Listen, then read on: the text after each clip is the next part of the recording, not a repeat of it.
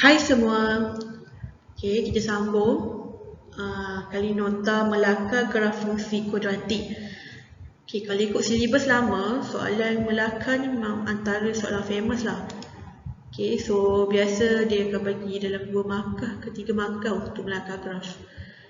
Okey, so sebenarnya Melaka graf ni senang je kalau awak tahu dia punya step. Okey, ini dia punya step. Graf fungsi kuadratik dalam pelbagai bentuk boleh dilakar mengikut langkah-langkah berikut. Okay, yang pertama, kena pasti nilai A untuk menentukan bentuk graf fungsi kuadratik. Okay, nilai A, kalau positif dia senyum, kalau negatif dia masam. Okay, lepas tu cari nilai pembeza layan B kuasa 2 tolak 4 AC untuk menentukan kedudukan graf. So sebenarnya dia nak tahu kita punya punca tu adalah berbeza ke, punca yang sama ke, ataupun tiada punca. Okay, tapi kalau awak tak buat pun yang ni, awak boleh tekan calculator directly. Awak akan nampak lah kalau dia bagi 2 jawapan berbeza, maksudnya dia nilai 2 punca berbeza. Kalau dia bagi 1, maksudnya punca yang sama. Kalau maksudnya macam ni lah, dia akan sentuh 2 nilai kat pasti X ni untuk berbeza, 2 yang berbeza. Kalau 1 dia sentuh 1 je, lebih kurang macam ni. Okay, lepas tu kalau yang tiada punca yang tak sentuh tu, contohnya macam ni, bila dekat calculator dekat atas tu awak nampak dia tulis R macam something macam ni lah. So awak tahulah itu adalah tiada punca. Tapi untuk nota ni diberitahu kita kena check dengan menggunakan formula ni, B kuasa 2 tolak 4AC. Okay, lepas tu tentukan vertex.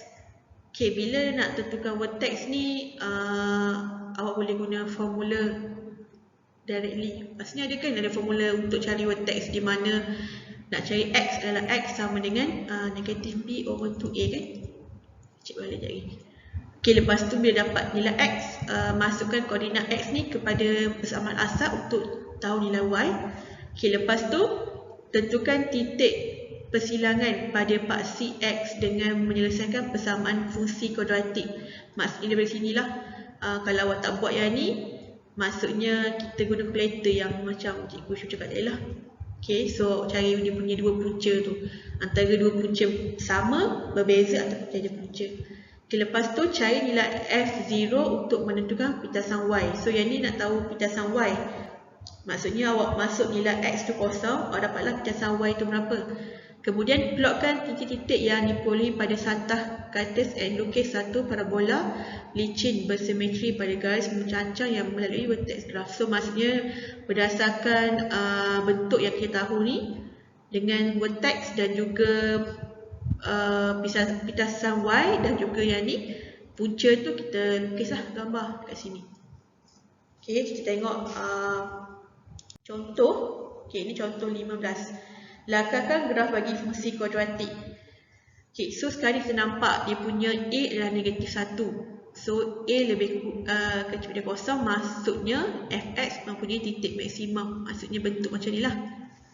Okay, awak nampak bentuk macam ni. Okay, lepas tu kita guna yang pembeza layan tu, B kuasa 2 tolak 4AC. So bila awak masukkan, so dia punya B adalah 4. Okay, tolak 4. Case A dia negatif 1 dan C adalah 12. So bila awak masuk, awak dapat 64. So ni lebih besar daripada kosong. Maksudnya awak tahu lengkung dia mempunyai 2 titik yang berbeza. Okay, lepas tu kita nak cari dia punya vertex. So bila vertex, dekat sini dia menggunakan kaedah penyempurnaan kuasa 2. Ingat tak yang cikgu Syu ajar sebelum ni, di mana awak kena keluarkan negatif ni dulu. So awak dapat negatif. So negatif X kuasa 2 tolak 4X tolak 12. So negatif. So ingat kurungan kuasa 2 tolak, okay, kat sini negatif 12, tutup kurungan. So sini X. So negatif 4 bahagi 2 dapat negatif 2. Oh sorry, panjang lah pula. And then negatif 2 kuasa 2 adalah 4. So negatif. So sini X tolak 2 kuasa 2. Negatif 4 tolak 12 adalah negatif 16. Okay, last sekali darab negatif, awak dapatlah negatif X tolak 2 kuasa 2 tambah 16. Okay, lepas tu awak tahulah dia punya vertex. Dia punya vertex lah 2, 16. Okay, so kalau rasanya kalau guna formula ni, cikgu Syu lupa lah negatif P over 2A kan. Cikgu Syu lupa nak buat sebelum buat video ni. Tak sama tak jawapan ni. X sama dengan negatif B dia adalah 4, 2, A dia adalah 1. Betul lah. So negatif 4 bahagi negatif 2. So dapat 2. Sama kan? Okay, lepas tu nak cari koordinat X, nilai 2 ni masuk ke dalam ni. Masuknya negatif 2 kuasa 2 tolak tambah 4, 2 tambah 12. So 2 kuasa 2 4. So negatif 4 tambah 8 tambah 12. So negatif 4 tambah 8 adalah 4 tambah 12 adalah 16. So samalah. So dapat 2, 16. Bergantunglah kalau awak nak guna kaedah penyempurnaan kuasa 2 ataupun guna formula ni. So formula ni adalah formula mencari vertex sahaja. Okay, lepas tu bila dapat nilai vertex, kita faktorkan. Ini cara faktorkan menggunakan kalkulator. So dapat 2 jawapan, iaitu X sama dengan 6 dan X sama dengan negatif 2. Okay, lepas tu kita cari dia punya y-intercept. So bila kita nak cari y-intercept, dia punya X tu kosong. So awak ganti je nilai kosong ke dalam X ni, dapat 12. So maksudnya dia menyilang pada kosong 12. Kemudian awak lakarkanlah. Okay, so kat sini punca dia 6 dengan negatif 2. So negatif 2, 6. Lepas tu dia punya vertex tu, titik maksimum dia 2, 16. So 2 kat sini. So sini 2, sini adalah 16. Okay, lepas tu persilangan dia adalah dekat titik 12. Sini 12. Lepas tu sambung je. Okay, sama dapat bentuk macam ni. Okay, so sebenarnya nak lukis je senang je. Just tahu apa dia punya masam ke senyum. Lepas tu guna faktorize ni untuk dapatkan koordinat dia bersilang kat mana. Lepas tu cari y-intercept. Nak cari y-intercept, masukkan X tu kosong.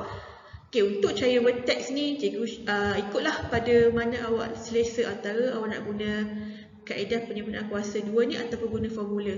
So formula adalah untuk koordinat X, negatif B over 2A. Okay, bila dapat koordinat X ni masuk dalam persamaan asal ni untuk tahu koordinat Y. So dapat 16. Jawapan ni sama je. Okay, so ni cara nak lukis. Okay, so untuk nota ni ada satu je contoh. Jadi kita tengok pada latih diri 2.10 lah. So untuk latih diri 2.10, cikgu Syu akan tunjuklah satu-satu macam mana nak lukis graf. Okay, so maaf kalau ada banyak salah cakap. Cikgu Syu rasa setiap video kena cakap minta maaf sebab kadang-kadang mungkin awak first time tengok video cikgu Syu. Kalau yang dah biasa tengok, dia tahulah cikgu Syu selalu buat salah bercakap. So mana-mana yang first time tengok ni minta maaf. Cikgu Syu memang takkan edit dah video ni, sekali jalan je, lepas tu upload. Okay, so cikgu harap awak clear untuk contoh 15 ni. So kita jumpa lagi untuk next video. Jangan lupa tekan butang loceng, tekan butang subscribe dan loceng untuk dapatkan notification video terbaru cikgu Syu. Okay, terima kasih semua, bye.